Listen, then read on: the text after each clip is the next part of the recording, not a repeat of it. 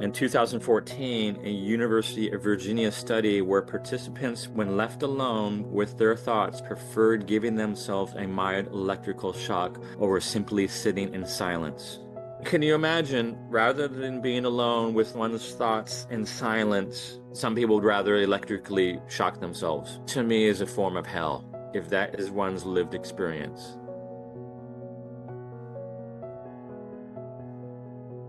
Welcome back to the Consciousness Compass. I've been sitting with something for the past few days that I can't stop thinking about. My dearest friend and brother, Corey Jung, wrote this piece called The Grail of Love that honestly, it wrecked me. And I mean that in the best way. When you read something that names what you've been feeling but couldn't articulate, instead of doing our usual format today, we're going to sit down and have one of those conversations, the kind where you start somewhere and later you're somewhere completely different, but it all somehow weaves together. So we're going to let this thing breathe and see where it wants to go. What Corey's written on his Substack, it's not another piece about relationships or self-help.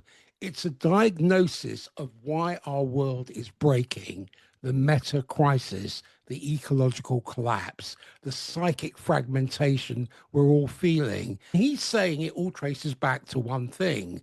We've forgotten how to love as a sacred act. He's woven together Jung, the Grail myths, Jewish mysticism, trauma research, and he's saying the repair of the world literally begins with the repair of the human heart.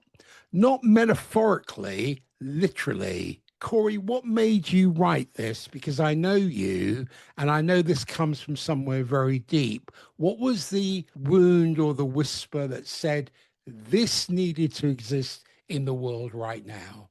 Oh, geez.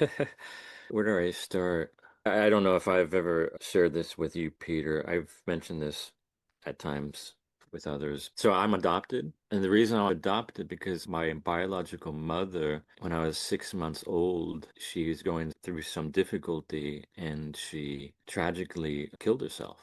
What? Yeah.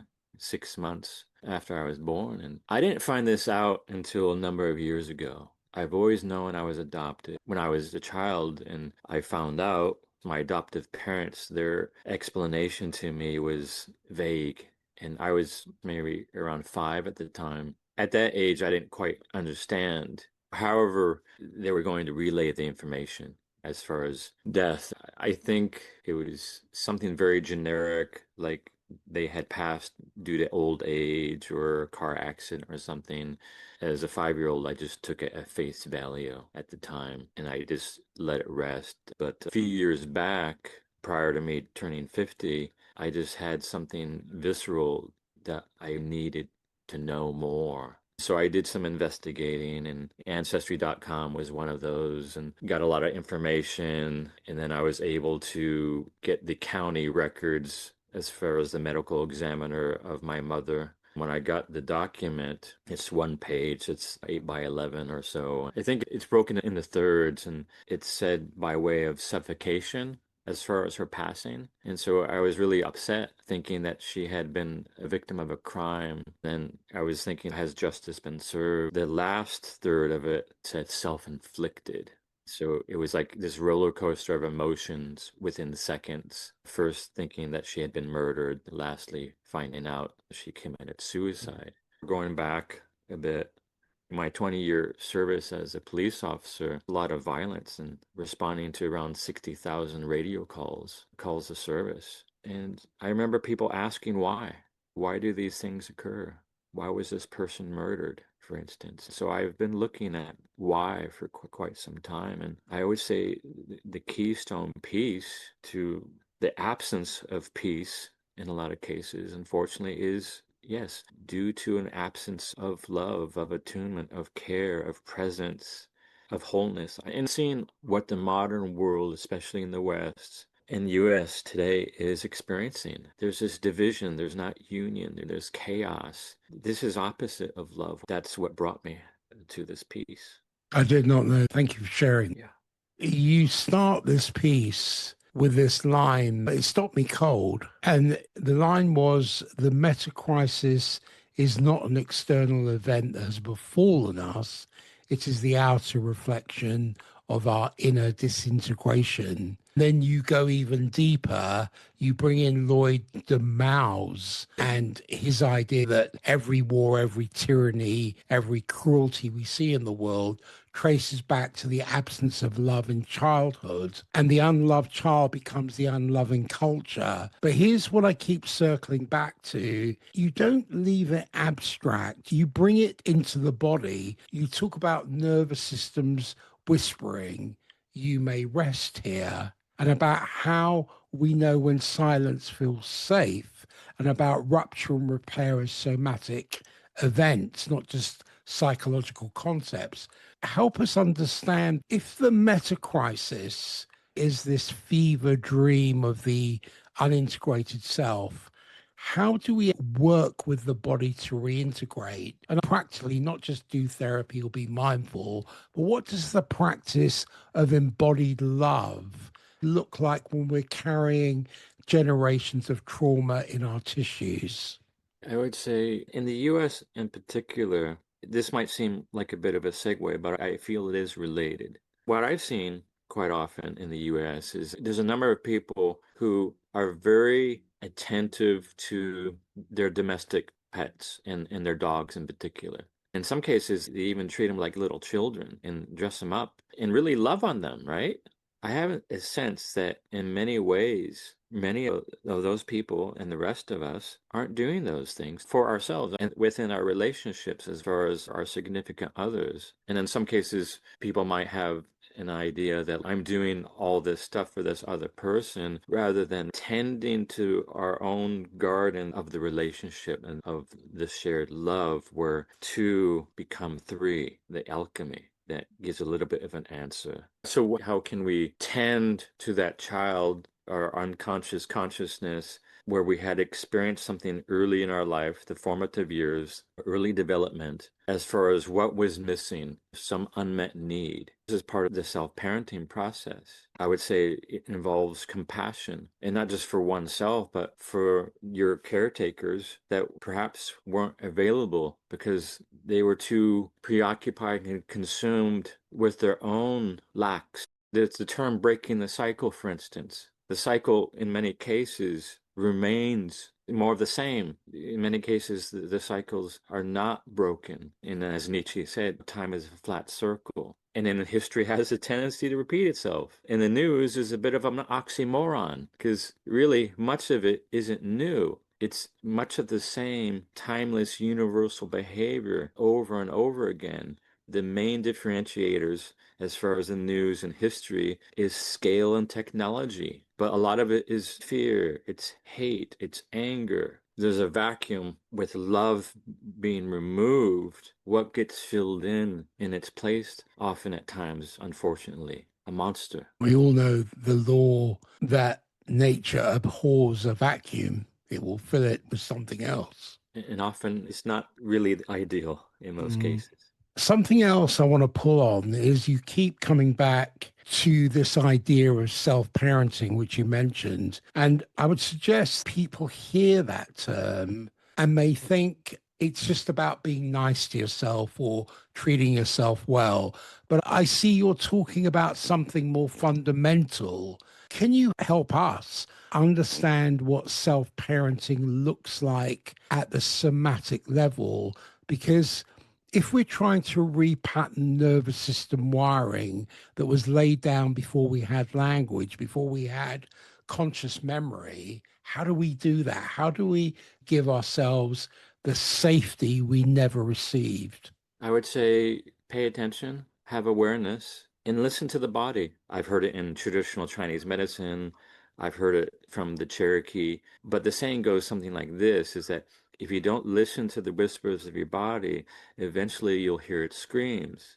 I would say we can also apply something like that when it comes to the soul. If you don't listen to the whispers of the soul, you'll eventually hear its screams. If you don't listen to the whispers of the earth, of nature, of the forest, of the rivers, the oceans, etc., the fellow life animals on the planet, eventually you hear its screams. We could go on about this, right? When we are experiencing our own physical, personal pain, that's a signal. That's 10,000 or so generations legacy in our bodies that have been carried forward from our past ancestors. The body is smarter than any one of us put together. So too is nature and the earth. The body and the body have no ability to lie. It doesn't play that game. So a lot of times with pain, it's a signal, slow down, pay attention, and to do something different, to do something different. And what's the saying? Repent, turn around, change your heart. Do something that's more life affirming. Do something that's more nurturing. And I would say that's leaning more towards the right hemisphere of the brain. And that's considering the big picture, novelty, creativity. These are just a few points that come to my mind when it comes to your question. How do we embody this? I would say maybe another way, because I'm a farmer, you pay attention to the needs of the land, and you pay attention to the seasons. You pay attention to the weather. You pay attention to the animals. And you sit back and you take notice, you take stock as far as what's working. Where are the successes? Where are the bottlenecks, the pitfalls? I'm managing the resources. I'm managing my time. I'm managing the water. I'm managing how much feed I have. I'm managing the timeline as far as when it's time to harvest. This is a moving, living, breathing system. It's dynamic. It's an art as much as it is a science. It's like a dance. There needs to be some flow, some harmony. You highlighted listening, and something comes to mind. There's a challenge in our culture because it's not just the projection and reception axis of listening. It's not technical, it's ontological. We've mistaken noise for meaning and projection for presence. In other words, we've become far better at transmitting than receiving. I was thinking about this from a harmonic perspective and what the main dissonances are. Because when we look at our systems today, economic, digital, educational, they all reward immediacy. But listening requires temporal dilation, the willingness to slow down enough for nuance to emerge. But what I'm seeing is we have a culture addicted to acceleration and that cannot perceive the subtle frequencies of truth. We get opinion over observation. We're trained to form responses rather than reflections. So conversation becomes debate, not communion. So this collapses the harmonic triangle of communication. So both poles, the speaker and listener, radiate outward, but it doesn't leave a receptive center. And One, the center, I would say the center as the well. center, yeah. One of the other things was about noise saturation. I don't know whether it's my advanced years, but I become more and more sensitive to noise saturation. If you think about ancient times, how many signals were going through our atmosphere, were permeating our atmosphere? But now we've got an informational field of the planet which is saturated with signals. So data, media, alerts. But true listening depends on signal to noise discernment. When all voices clamor equally, the quiet ones are wisdom, intuition, conscience. They become inaudible. I think there's a fear of emptiness. Listening requires entering silence. And for many, that feels like an absence or death of identity. It's only within that quiet void that the deeper harmonics of understanding arise. But the digital self is divided into windows and feeds. So fragmented attention cannot sustain harmonic coherence. Listening demands coherence. It demands the focused resonance of the whole presence. So the challenge of listening in modern culture, is it a crisis of coherence? Have we forgotten how to tune our attention? Yeah, it's part of the meta crisis. The sacred speaks to us in silence. It doesn't speak to us within noise. If we're not paying attention, eventually it's going to scream at us as a last-ditch effort. One of the things that you said reminded me of Jung and his Red Book that I think he worked on for about 13 years, and he was experiencing his own personal inner crisis. One of the parts within the Red Book that I recall is something along the lines, "My soul, can you hear me? Are you there?" All the noise and busyness of the world, he's having this conversation to his soul. I feel that solitude and silence are essential when it comes to this development, to this relationship that's within and that's bigger than us, than our own inner world with the outer world and the cosmos. If you look at rites of passage, a lot of times there's going to be solitude, there's going to be silence, there's going to be fasting. So you have to just sit and be with at one mint. That is something that I am aware of for many in the US at least that have difficulty with silence. Some people always have to have the TV on. Some people always have to have music on. Sometimes they even have that while they're supposedly sleeping at night. They need that in order to help them go to sleep. I would say that's a nervous system that's dysregulated. And the silence and solitude can be somewhat of a hell rather than a personal heaven of sorts. Within the correction system here in the US, at least, that's one of the forms of punishment is solitary confinement. Because for most people, that is very difficult. Much of that difficulty is not being at ease and peace with stillness and silence, and perhaps even that of the unknown. For some people, something likened to what they might imagine death to be, the void, eternal silence. I remember researching silence, and this was through research papers because there wasn't the internet at that time. I found that noise quietened the semi-conscious. It doesn't quieten the semi-conscious, it drowns it. It covers it with static. When I say the semi-conscious, I mean twilight stratum between thought and awareness, and it speaks in whispers, sensations, images, and subtle intuitions. But it depends on contrast and silence to be noticed. So when noise dominates, what happens? You've got signal saturation. So, like you were saying, the nervous system is kept in reactive mode and it's filtering rather than receiving. Then you've got energetic compression. So one's attention collapses to the surface layer of cognition. What does that do? It leaves no bandwidth for the deeper, slower oscillations of insight. So the illusion of quiet, of constant sound can feel calming, but it doesn't resolve it. It anesthetizes perception. So while noise may seem to quiet the semi-conscious, I think it mutes its transmission channel because true quiet, as I've experienced, is the kind born of still presence rather than suppression, which then allows the semi-conscious to integrate with the conscious mind. Absolutely. I feel you on that, Peter, and I've experienced it myself. Can I go back and share something? Because I remember this, and maybe you've heard of this. So in 2014, a University of Virginia study where participants, when left alone with their thoughts, preferred giving themselves a mild electrical shock over simply sitting in silence.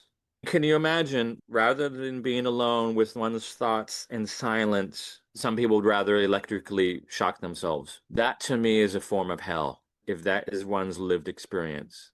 And this is related. I've taught somatic classes in the past, and one exercise I would have people do would be walking at the pace of one's breathing. So when they lift one leg up within the gait cycle, it's in the air. I would instruct people to perform an inhalation, and as the leg and foot returns back to the ground, and while it's in contact in the pushing phase, that's going to be exhalation. And I would have them do this for maybe 5 minutes. One of the participants who were doing this within the end of the class, they had to step away. I didn't think anything of it at the time, but come to find out later that they had to step away because they were starting to have a panic attack because it was silent. This is slow. This is mindful, deliberate, slow walking and breathing. That was it. But it was a form of meditation. It's amazing you're talking about this because 30 years ago at a workshop, which was in Wales, and Wales is very wet and it's cold. This was in winter. You couldn't wear any shoes at all. We were outside on the grass practicing slow walking, but it was about your breathing and your commitment. As you're saying, you lift the leg, you plant your foot down, and before the other leg comes through, you have to commit. Now, doing this in the middle of winter, from my foot to my knee was numb. 100 yards would take you 10 minutes. A couple of the people who were doing this totally freaked out and left. They couldn't stand the slowness and the silence. They wanted sound. When you're surrounded by sound, the mind numbs. But when you're surrounded by stillness, the mind grows loud, firstly, but then it clarifies. That was my experience. So that clearing is not silence as absence, it's silence as awareness. I became so aware that my semi-conscious was becoming fully harmonic. It wasn't hidden, it was heard. So I'm amazed you highlighted that because very similar Yeah. experience. You know exactly what I'm talking about. Each inhalation, each exhalation is figuratively and literally a mini death. And when you're really highlighting movement, breathing, inhalation, exhalation, breathing is movement. And you have movement on top of movement, that of walking. Ram Dass said something along the lines that we're figuratively and literally walking each other home. Maybe that's another thing is that people maybe not consciously, but consciously are seeing that for what it is, and that's scary as hell. When I was reading through your article and what we're talking about now, the work isn't only psychological. It's not just understanding about our patterns or our insights. It's the fact the body has to learn, as I did, has to learn new patterns. The nervous system has to experience safety, not conceptualize it. This makes me think about what you wrote about the inner marriage, Jung's anima and animus, the feminine and masculine within. And you said when the anima and animus fall out of balance inside a person, war breaks out between nations. Wow. That's not metaphor, that's systems thinking. So here's what I'm wondering.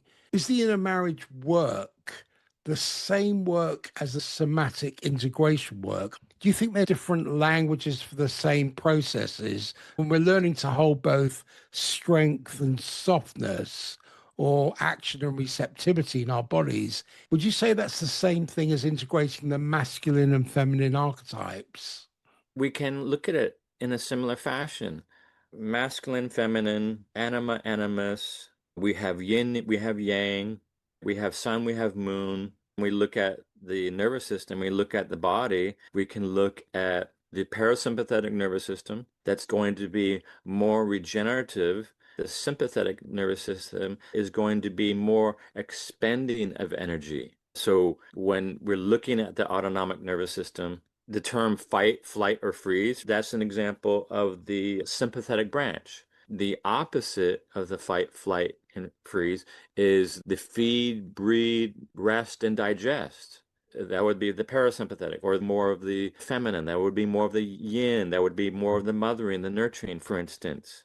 At an atomic scale, we have proton and electron. In the middle, the neutron, or the sacred, or zero. We have zero, we have positive one, and we have negative one. We could go on and on as far as same but different. When you're talking about natural law, you're talking about Yeah. triadic structures because we tend to think in dualities, but with every duality comes the third vector. Even if you're looking at masculine, feminine, you can say union, positive, negative, neutral. These natural laws are ubiquitous. It's part of the universe, the one verse, the one song. This naturally leads to the question of partnership. If we're still fragmented inside, if we haven't done this inner marriage work, if our nervous systems are still in survival mode, Can we co-create sacred partnership? Or do you think we keep projecting our fragmentation onto the other person, expecting them to complete us when we're not yet whole? Have you seen people or yourself try to do the grail work in relationship before doing the inner work? What happens? Things fall apart. Without that central axis, the center cannot hold. I'm borrowing from Yeats, The Second Coming.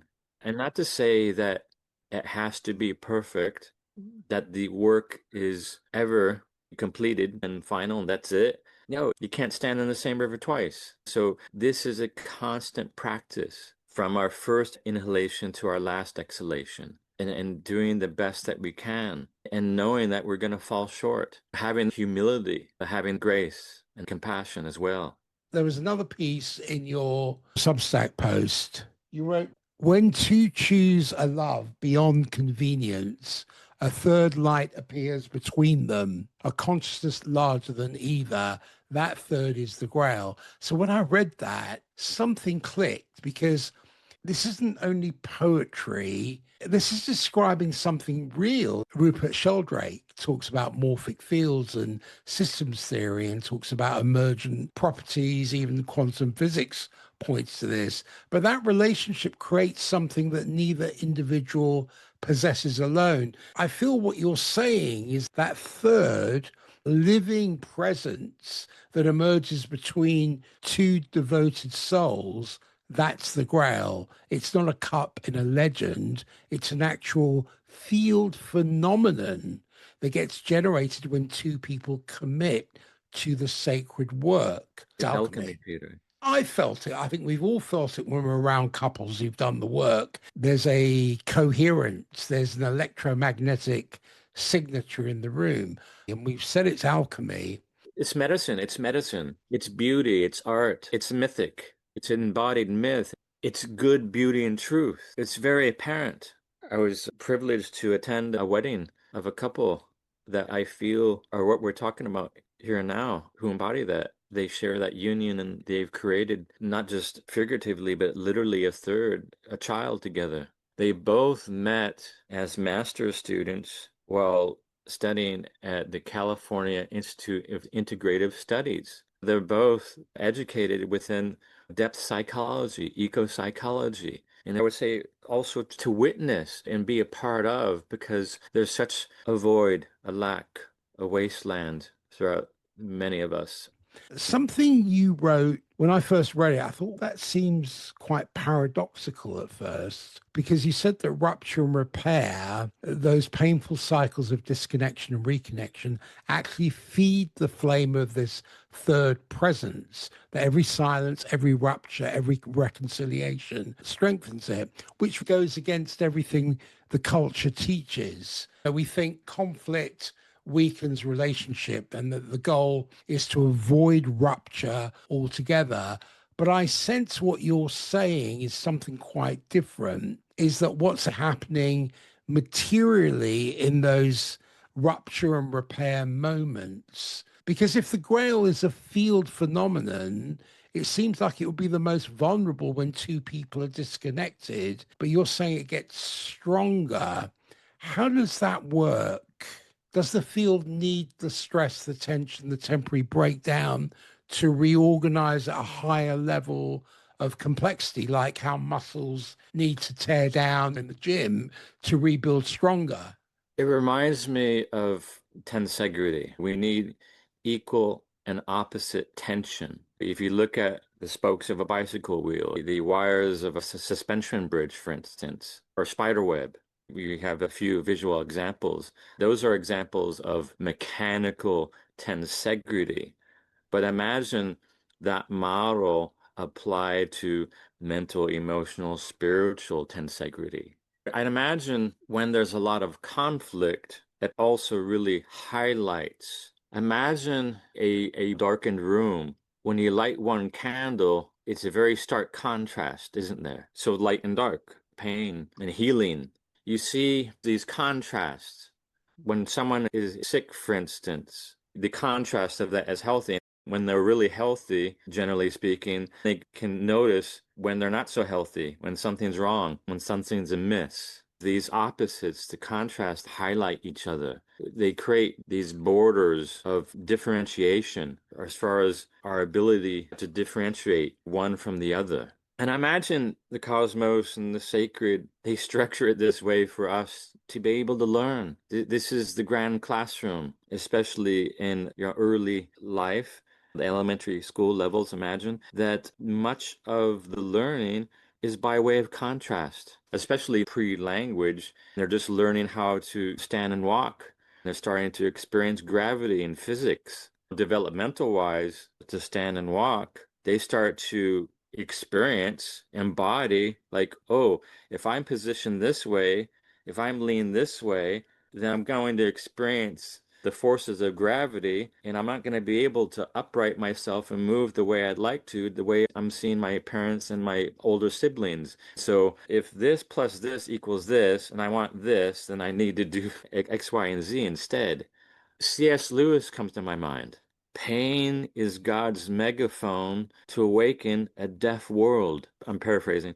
God does not want us to suffer. He wants us to grow up. Pain, conflict, war might be also God's megaphone to wake us up, To step into the contrast. to repent and turn around and to change our Mm. hearts and to follow the right way. This brings me to this piece that connects everything to the meta crisis. You said the macrocosm always mirrors the microcosm. When all dies in the heart, forests burn and rivers dry. That led me to think if the planetary collapse is mirroring our inner fragmentation, firstly, what does that tell us about where the leverage is? And are you saying that the most powerful thing we can do for social collapse, for all of it, is inner work, and that healing the psyche changes the material field of the planet? Yes, because I feel many of us for quite some time, and probably going back to at least the Renaissance, if not even further back to the dawn of agriculture, the invention of the plow, trying to have control over nature to ensure food so that we didn't starve to death and to push back entropy. But to go back to your question, this machine-like thinking, the way we've been operating for quite some time is putting the cart in front of the horse. We're looking at downstream, this outer ring of symptoms and consequences. If we go back to the source, what's the order of things? In most cases, thoughts become things. What are our thoughts? Jung would say something like this: what myth are we living and what is it serving? The mythos is to serve the machine, to serve the state, not serving humanity, not serving the sacred.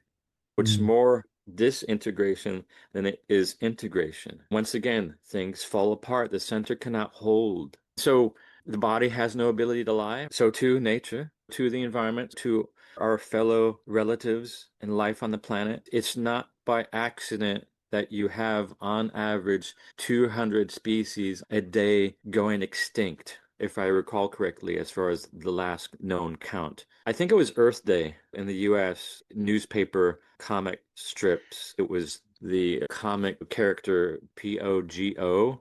Its first release was on Earth Day 1973 or something. So you have the character Pogo and some other cartoon character, and they're in something like a trash yard. They're sitting on a pile and they're looking across this dump and seeing all this waste and debris. And I forget the exact exchange, but Pogo said something along the lines, "We have met the enemy and he is us." Those are a few Mm. things that come to my mind when it comes to your question, Peter. If we take this seriously, if we really accept that our inner state shapes the outer world, then this question you raised really haunts me because you talked about the axis mundi, the world tree, the sacred center, and you said we put ourselves in that center instead of letting the living intelligence of the whole system occupy it. So naturally, my mind goes to what would that look like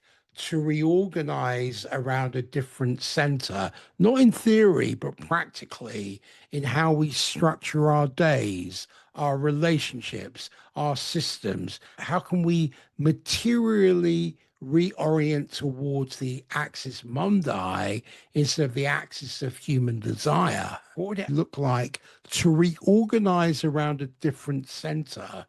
We basically find ourselves back in the garden, and we would have more heaven and less hell on earth. Hell is of our creation. It's not the creation of the sacred. In terms of opening an ethics conversation, there was something else in your post. And this is where you say the thing that probably made or might make half your readers want to close the tab. You wrote, love was never meant to make us happy. And in a culture that has completely commodified love, where we swipe through people like we're shopping for the right product that will deliver ultimate satisfaction and comfort, you come out and say, actually, no, that's not what love is for. You said love was forged to make meaning to existence, to make of our pain a passage, to grind the ego into dust fine enough for seeds to take root. That's an ethical stance. You're saying we have a responsibility to something larger than our own happiness, that we're meant to sacrifice. You literally use that word to sacrifice our need to win, our need to be right, our need for comfort, for something holier, meaning. So love is not merely an emotion forged for human survival or social meaning. I would say it's a harmonic field phenomenon, and it emerges as a manifestation of resonance coherence between consciousness fields. To go back to the subject of happiness, we're not saying that is not going to be experienced. It's going to be, if we're fortunate enough, we'll experience it from time to time, but not all the time and not every day. It's not the center. It's like the weather. I don't know about in the UK, it's similar to my weather that I have here by the coastal redwood forest, but in most places, it's not going to be sunny and 70 degrees 365 days of the year. There's going to be cycles, there's going to be rhythms. So this goes back to Joseph Campbell's saying, the joyful sorrows and the sorrowful joys of life. Life is a bit of an opera. There's drama, there's tragedy, there's romance, and there's comedy. So you say yes to it all. I look through different lenses. I'm not going to go through each one of them, but what I'm seeing is that love's implications extend far beyond emotion, because archetypically it represents polarity reconciliation, the sacred marriage of projection and reception, mind and matter. And psychologically, it's the integrative force behind individuation. In other words, it's the collapse of duality into coherence. So I wonder whether in the field it's a harmonic entrainment, where there are waveforms of consciousness that synchronize into unity. So is love therefore coherence, remembering itself? If I remember correctly, it's also God remembering God to the point that we're embodying it in perhaps the majority, if not the whole of humanity. It's God on the earth in the flesh. This is a practice. It's not a noun. It's not a thing. It's not any one particular moment, time, place, feeling. It's more whole and absolute. We're a beautiful mess as humans. We're a curious species capable of such beauty and nightmares. It's all there. All the heavens, all the hells, all the gods, all the heavens, all the hells are within you. Having awareness of that, mindful, and this be deliberate. Are we wanting to enact something that's more godlike or more devilish? Lucifer, Satan, the many ways of saying the fallen angel's name is basically divider and the opponent. I forget which one is which as far as Lucifer being one and Satan being the other, but either is going to be a divider and opponent. When we're looking at love, healthy, functioning love, that's more union, that's more harmony and less division and less oppositional, is it not? Yeah. Absolutely. There's a lot we haven't covered here. I'm up against time. There's a lot to go through in this transmission, this writing. We've been on a short journey. We started with the body, nervous systems, somatic integration, moved into some of the fields and the third presence, and ended up in the cosmic dimension of consciousness evolution and planetary initiation. What I hear woven through all of this is this single fierce truth that love is not optional. It's not a nice addition to a meaningful life. It is the work. It is the medicine. It's the only force powerful enough to reverse the wasteland. What keeps hitting me is the question you ended with was, who do you need at the world's ending, at the twilight of your life, and perhaps of all creation? That question, for me, it cuts through everything. All the illusions we have about what relationship is for, all the ways we've commodified and trivialized love. If we cannot answer that question, if we cannot name who we would choose to be with when everything else falls away, we haven't found the grail yet. We're still consuming relationships instead of consecrating them. Let me ask you this as we land the plane. If someone's listening to this conversation and they feel that ache of recognition, this is what I'm here for, this is the work I came here to do, where do they even begin? What would be the first step on this path of making love sacred again? I would say sit with what I've written in those 18 guide stones and begin one breath, one moment, one step, one day at a time. There's no idea of perfection. Utopia, the translation means no place. Accept we're flawed. Have that humility. Have the compassion. Have the grace. But look at some of the models, the contrast to the divider, the contrast to the opponent. Look at wholeness. Look at, we could say God, we could say Christ. We could look at some of the wild saints and strive to be more rather than less like them, I would say. Each breath, each moment, each day at a time. We don't have to be anything, but if we want different, repent, change our hurts, turn around, see ourselves small. Because when we see ourselves small, we make room for something that's bigger than us and something that's real and eternal and sacred.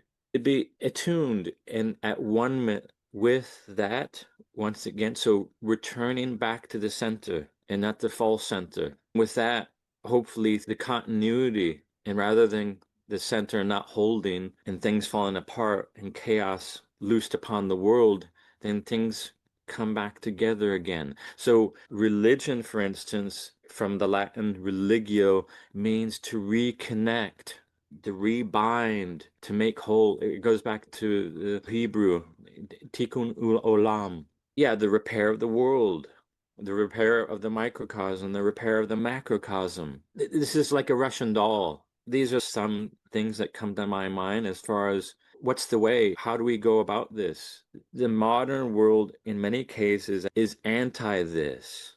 With that being said, perhaps go 90, if not 180 degrees away from popular culture and the present day mythos. Re-sanctify the world. Wise counsel. What has writing this piece done to you? Has articulating this vision changed how you walk through your days, your relationships, your own heart? Because you cannot write something like this without it writing you at the same time.